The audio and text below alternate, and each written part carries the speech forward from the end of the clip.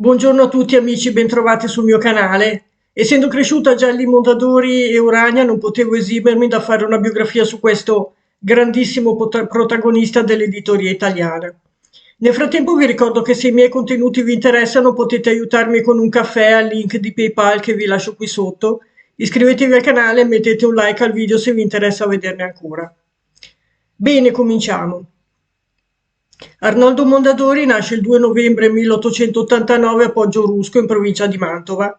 È stato il più grande editore italiano, noto per aver fondato la notissima casa editrice Arnoldo Mondadori Editore, creata praticamente da zero e diventata a partire dagli anni 60 la più grande etichetta italiana. Grazie a lui la cultura e l'intrattenimento letterario diventa accessibile a tutti, in un'epoca in cui c'era tantissima sete di cultura e in cui la stragrande maggioranza degli italiani era semi-analfabeta e con difficoltà notevoli ad accedere agli studi. È stato il primo, infatti, ad avere l'idea di creare delle edizioni economiche, tascabili a basso prezzo, quando ancora tutti gli altri facevano solo edizioni rilegate e costose. Questo ha permesso a lui di vendere tantissimo e alle classi meno agiate di avere accesso ai libri. Ma approfondiamo la sua storia. Arnoldo è figlio di una famiglia del basso mantovano e non so più dire certo che abbia natali illustri. Suo padre è un calzolaio ambulante, analfabeta, di cui si racconta abbia imparato a leggere solo in occasione del voto elettorale all'età di 50 anni. È ovvio che non può offrire a suo figlio tutti gli agi del caso finché possa continuare gli studi e il piccolo Arnoldo è costretto ad abbandonare la scuola appena in quarta elementare senza prendere la licenza. Il primo approccio col mondo del lavoro arriva in una drogheria a diretto contatto con la gente.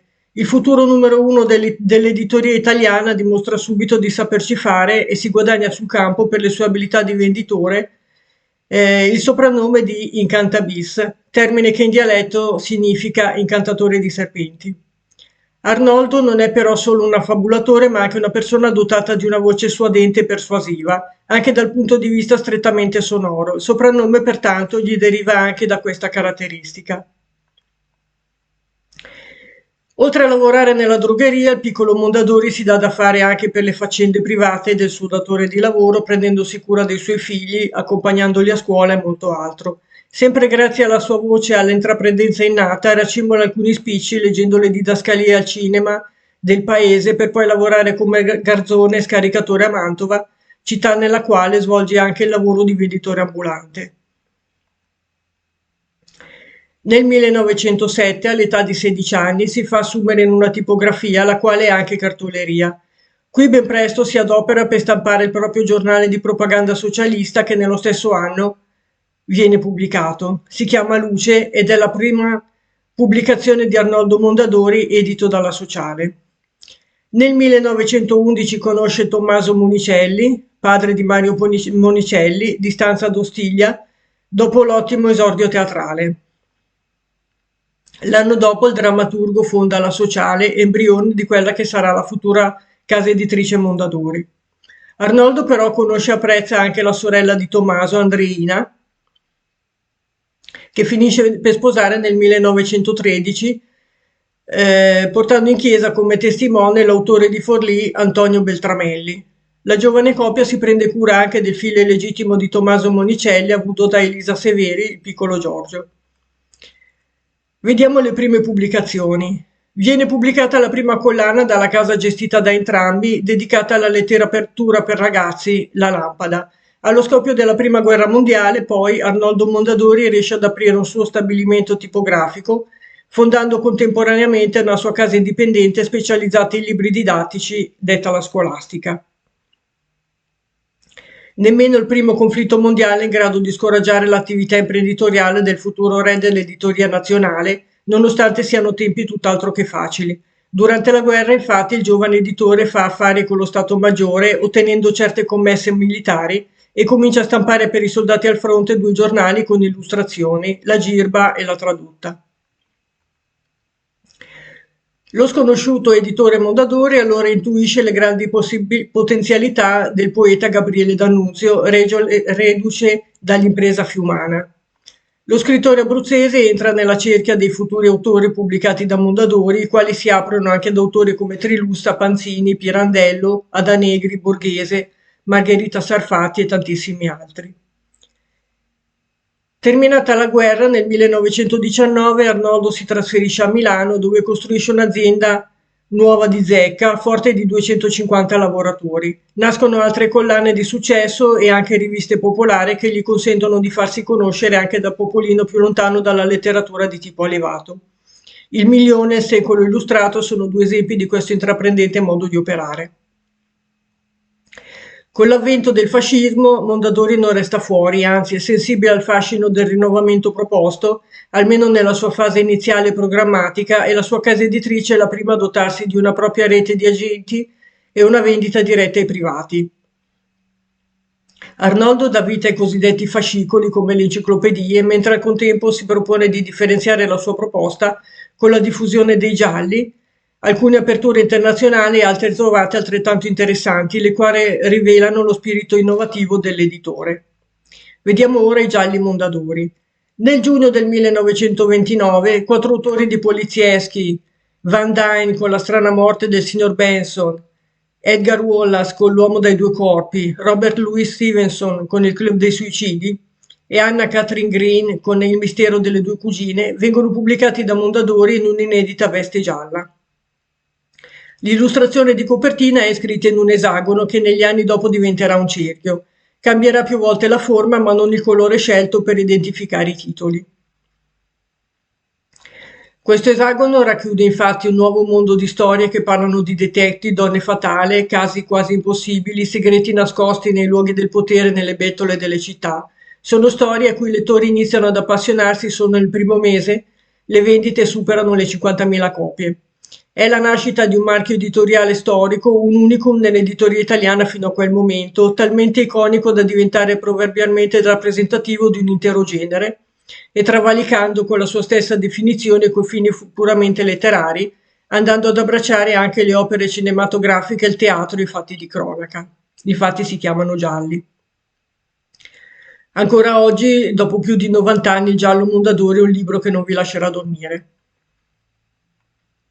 Vediamo ora il fascismo e la scommessa su Disney. Nonostante la morsa del fascismo stringa sempre di più gli orizzonti dal punto di vista scolastico, con l'imposizione di un testo unico per tutti e l'idea di controllare con i libri di Stato l'educazione e la formazione degli italiani, Mondadori riesce a cavarsela anche in questo contesto, puntuando su nuove idee che si rivelano vincenti. Scommette su Walt Disney e diventa l'editore di Topolino, uno degli affari migliori e più fruttuosi della sua carriera. Nel 1935, a conferma di quanto sia ormai influente il lavoro dell'editore mantovano, Walt Disney in persona sarà ospite della sua villa di Mena sul Lago Maggiore. Nuove idee dopo il secondo conflitto mondiale. Arriva la guerra e nel 1942 la Mondadori viene sfollata a causa dei bombardamenti. L'anno dopo le truppe tedesche requisiscono lo stabilimento di Verona. L'editore mantovano insieme coi suoi figli maschi ripiega in Svizzera. Terminata la guerra, Arnoldo e i figli tornano in Italia. La nuova idea è quella di puntare su un nuovo modo di fare giornalismo. Esce Epoca con Enzo Biagi e Cesare Zavattini, un giornale storico, ma prendono vita anche altre collane come quella dei romanzi di Urania, legate all'ambito della fantascienza, oltre ad altri patinati interessanti come il noto Panorama. La svolta tecnologica, la strada giusta secondo l'editore è quella della ricerca tecnologica, dell'investimento puro e semplice nelle nuove macchine. Apprende tutto questo nel corso di 2 viaggi negli USA e grazie ai fondi agevolati del piano Marshall. Nel 1957 inaugura le nuove officine grafiche di Verona, un impianto all'avanguardia, un pezzo raro a livello europeo.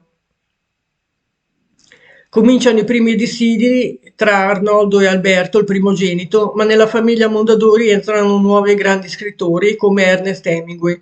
La pubblicazione a puntate su Epoca del romanzo vincitore del premio Nobel Il vecchio e il mare si rivela ben presto un vero evento editoriale. Gli Oscar Mondadori. Nel 1965 l'editore mantovano lancia una collana di libri tascabili nelle edicole, i futuri Oscar Mondadori, un esperimento epocale di grande impatto sul grande pubblico, il quale promuove il libro da oggetto quasi di lusso a un vero e proprio articolo di diffusione culturale. Solo nel primo anno gli Oscar vendono 8 milioni e mezzo di copie. L'azienda è florida e cresce sempre di più. Viene acquistata anche la cartiera di Ascoli Piceno che chiude definitivamente il circolo produttivo della casa editrice, il quale si attesta ormai su 3.000 dipendenti. Lo stabilimento di Verona stampa addirittura commesse per editori americani. Gli ultimi anni è il 1967 però quando Arnoldo incassa una delle sue poche sconfitte. Il primogenito Alberto Mondadori si allontana definitivamente dalla società. Giorgio diventa presidente della Mondadori con Mario Formenton, marito della figlia Cristina, alla vicepresidenza.